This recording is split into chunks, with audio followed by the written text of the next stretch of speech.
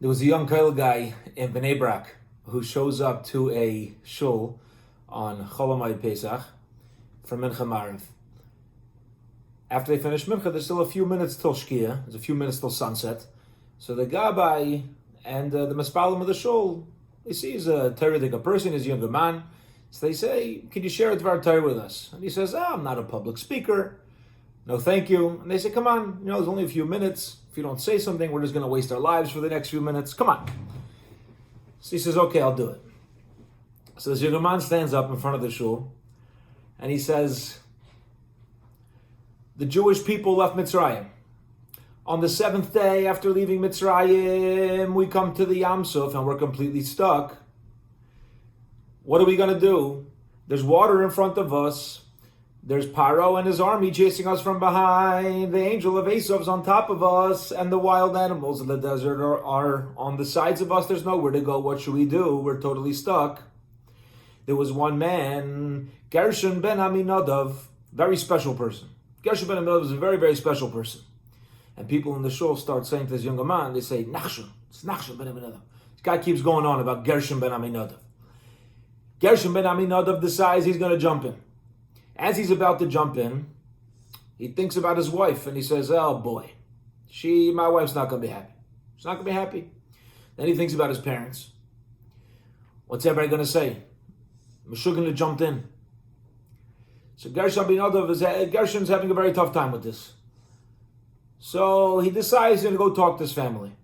So he walks away, he goes, he talks it over with his wife, talks it over with his parents, and he decides he's going to go for it.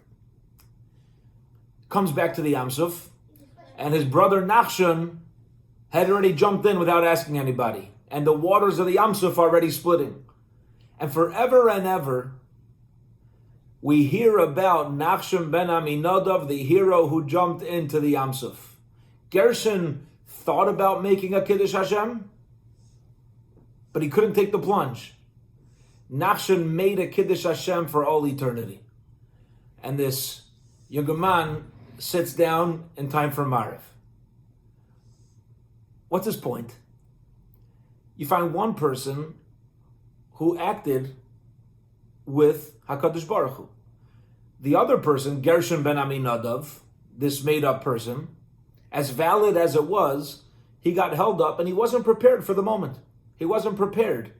He wasn't ready to take the plunge into the relationship with HaKadosh Baruch Hu.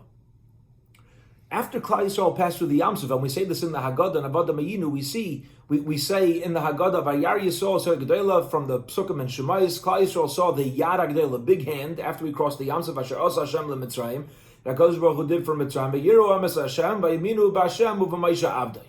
We saw Hashem, and we believed in Hashem and in Moshe, his servant. So what do you see from the pasuk? That after Kriyas Yam Suf, there were two big nisim. The Klal Yisrael recognized two big dvarim gedalim, two big things. Number one is we saw the Mitzrim die, we saw the Mitzrim were destroyed, and we also saw the Yad HaGedalah. We also saw the large hand of HaKadosh Baruch Hu. What's this Yad HaGedalah? What's this large hand? So the Ben Ish Chai explains that we recognized the hand of Basia when she stuck out her arm to Moshe when he was a little baby, and he was 60 amos away from her, between 90 and 120 feet away from Paro, an impossible distance for her to reach, but she picks up her arm, points it in the direction of the baby, and HaKadosh Baruch Hu allowed the arm to stretch out. That's the Yad HaGedolah that we saw at the Yam Suf. What's the connection? So as we said, the connection is, at the Yam Suf we had nowhere to go. It was impossible. We were in an absolutely impossible situation. But so was Paro, so was Bas Paro, so was Paro's daughter, Basia. She was also in an impossible situation, but she stretched out her arm, she did what she had to do, and HaKadosh Baruch Hu took care of the rest. There's no such thing as nature, there's no such thing as statistics when it comes to HaKadosh Baruch Hu. Same thing happened at the Yam Suf. We were in an impossible situation. We absolutely had nowhere to go. Yisrael saw the long hand of Basia Bas Paro when she stretched it out to Moshe Rabbeinu, and we relied on that to help us through this situation of the Yam Suf. The Kotzker Rebbe says, you see from here a tremendous responsibility that we have as Yidden. Not to make cheshbainis, not to make calculations, not to think. Not to get too caught up in statistics and something's going to be impossible.